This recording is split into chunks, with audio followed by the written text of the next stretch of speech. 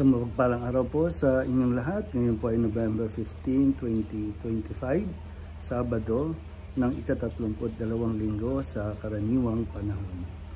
Ang ating pong unang pagbasa at pagninilay sa araw na ito ay hinango mula sa Aklat ng Karunungan, chapter 18, verses 14 to 16, and chapter 19, verses 6 to 9. Payapa at tahimik ang lahat, nangangalahati na ang gabi. Walang ano-ano'y ang makapangyarihang mong salita ay bumaba mula sa iyong maharlikang trono sa langit. Pumagitna sa lupaing iyon na itinalaga mong wasakin, gaya ng mabalasik na mandirigma. Taglay niya ang matalim na tabak ng iyong mga utos.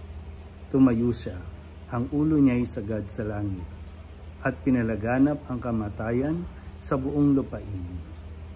Ang sanglilika ay dumanas ng pagbabago upang masunod ang iyong kalooban at mailigtas ang iyong bayan. Ang ulap ay lumukob sa kanilang kampamento. Ang tubig ay nahawi at lumitaw ang tuyong lupa.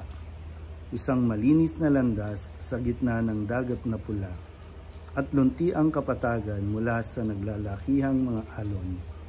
Ang bayan mo ay nakatawid na lahat sa ilalim ng iyong pagkalinga, matapos masdan ang kamangamanghang gawang iyon.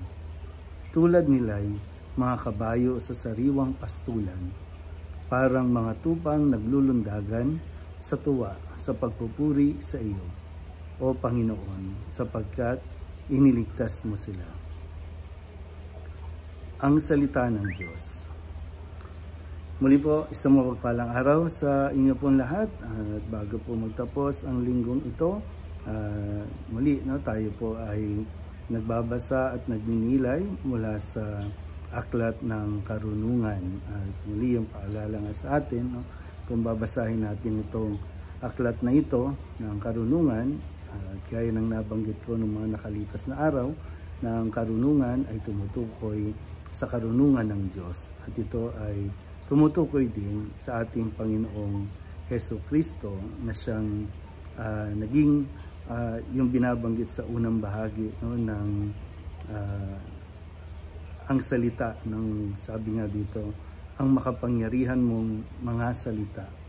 At sabi nga, ang salita ay nagkatawang tao at nakipamayan sa atin. At sa simula't simula pa, laging kapag nagsasalita ang Diyos, nagkakaroon ng buhay.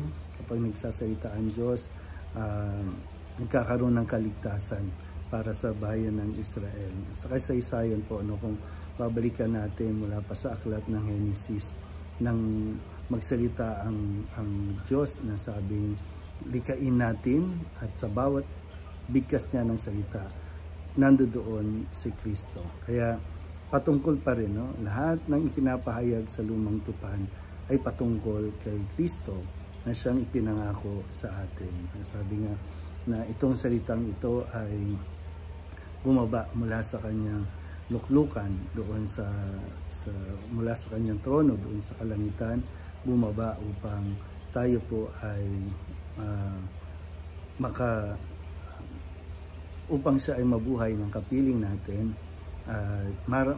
ipadama sa atin ang katapatan ng Diyos. Na dahil kay Kristo, lagi nating nararamdaman na hindi tayo iniiwan ng Diyos. At ang Diyos pa rin ang gumagawa ng paraan upang tayo po ay maibalik sa tamang daan, sa tamang direksyon.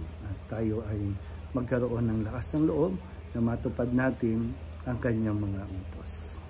Kaya muli, tanggapin natin ang karunungan ng Diyos, tanggapin natin si Kristo sa ating buhay, na siyang una at higit na nag-alay ng sarili para sa ating kaligtasan.